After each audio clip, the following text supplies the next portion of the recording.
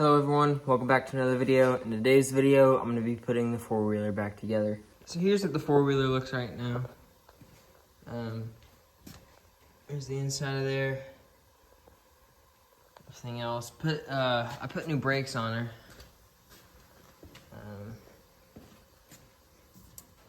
They work too, this was nice. Here's all the parts.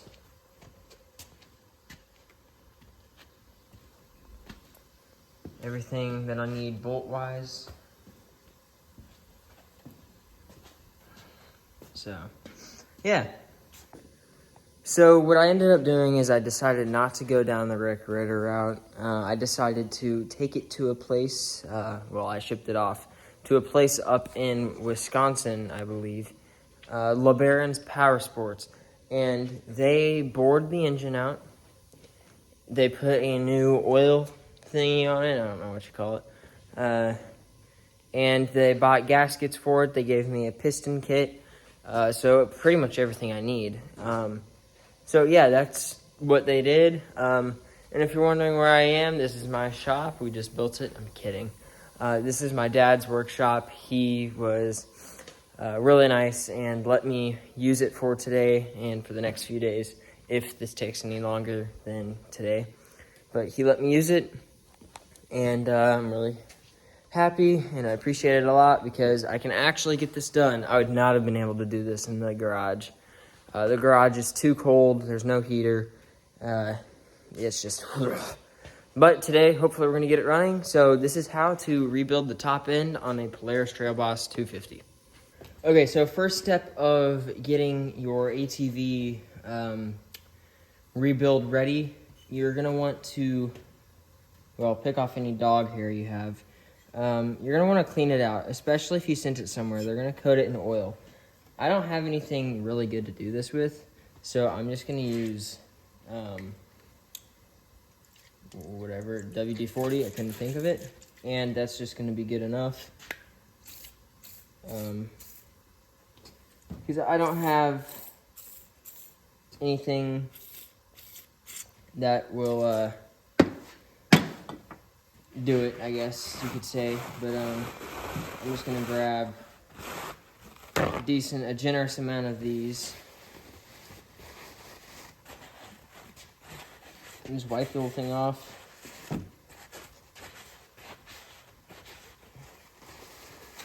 Just try to get it as clean as you can. It's not going to be good. You're never going to get it this good with WD-40. But and whenever you start it up and the engine gets to temp, you'll probably be able to feel it or smell burning hair, and you'll be able to see the oil burning off the engine. It's not a hazard. That's just what it'll do, unfortunately. Okay, that looks pretty good. So, that's what it'll look like. It's not terrible, it's not perfect, but that's just the way it is.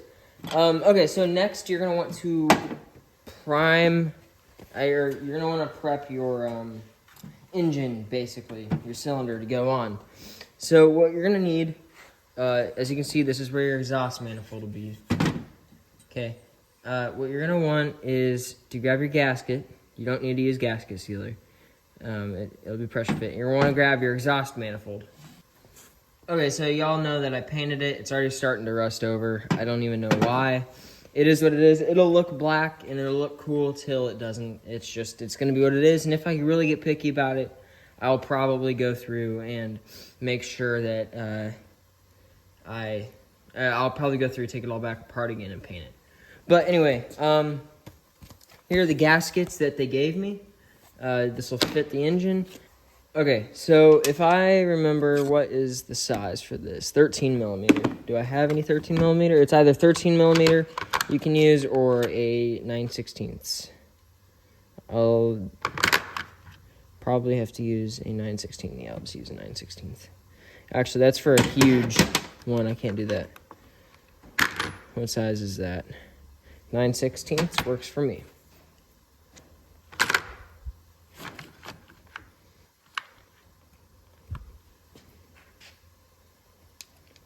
Okay, I'm gonna get it started as best I can.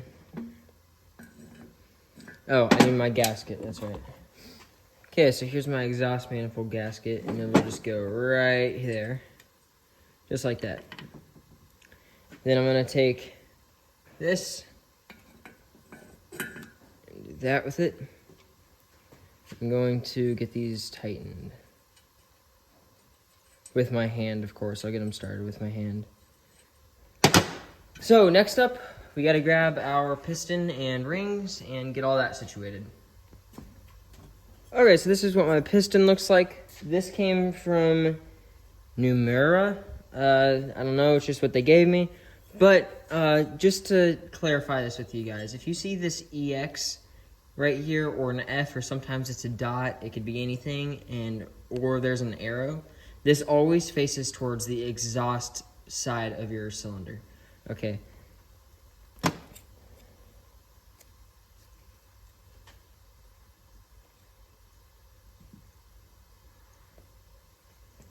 Okay, so it looks like they've already done the math, and I'm guessing these have already been on here. This is the first ring, so this goes on our first thing right there, and it looks like they just seat into the thing on the cylinder. So now that I know this is my first ring, I'm going to get this tape off. You gotta be very gentle, these things break pretty easily. If I were to break it, that would be just really disappointing. And then once that is there, we'll slide it up the cylinder and make sure all that's tight and make sure it looks good. So, whenever you're doing this, you're gonna have circlips, okay? Inside of this bag here, maybe, there'll be a circlip and a wrist bearing, or wrist pin bearing, or something like that. I don't even know. Now, these circlips break easily,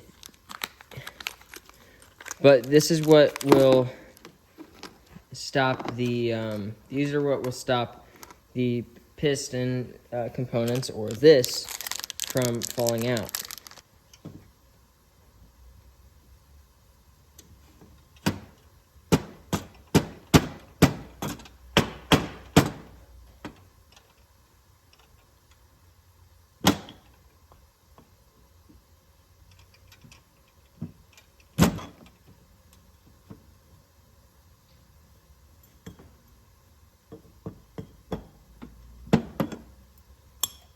There we go.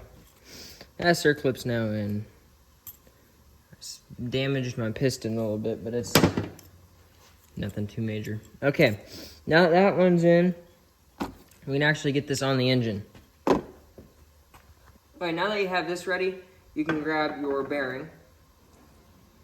You can put this in. Grab your piston and align it to where it'll fit, and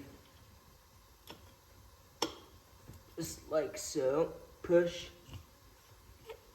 and then it should meet your circlip. Mine didn't. It's going to need a little bit of pressure, but it will. I'm going to grab these vice grips here, go around to the other side, and just push it in. Okay, that should be touching my circlips. Yes, it is. Amazing. So, now once you did that, grab some shop towels and put that all throughout in here. Grab your other circlip and vice grips if you want to use those. And then put on this circlip, and then you'll have a piston.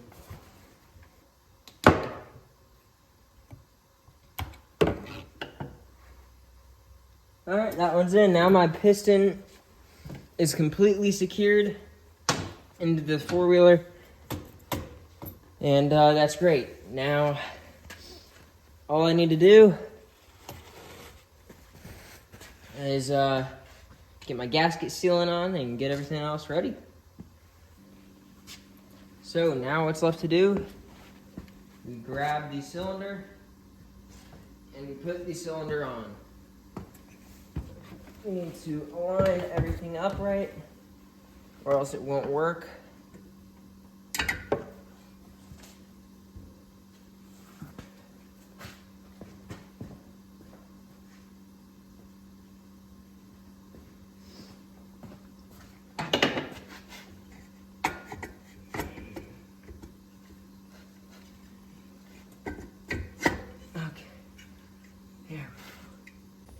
Okay, so after finagling with it a bit and getting this stuff on my shirt, I got it in. That's what it looks like. You can see the gasket right there peeking out. I already hooked up the oil, but that's what it'll look like. I made sure it pumped. I made sure nothing was dragging. I made sure everything was nice and secure. So next up is to put the whatever you call it, the nuts back on for it.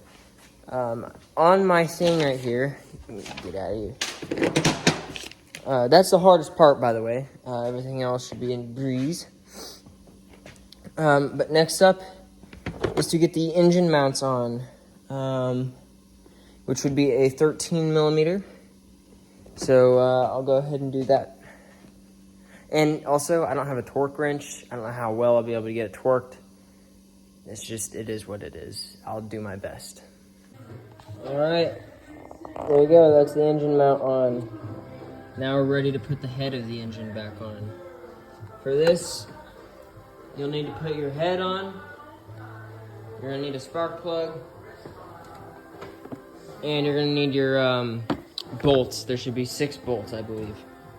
Well, now that that's together, I'll put the rest of this stuff back on and I'll show y'all it running, hopefully. But that's what you do for a top end rebuild. It's pretty simple. Just get the piston on, get the base on, don't forget the gaskets, and make sure you don't get gasket sealer on your nice hoodie. But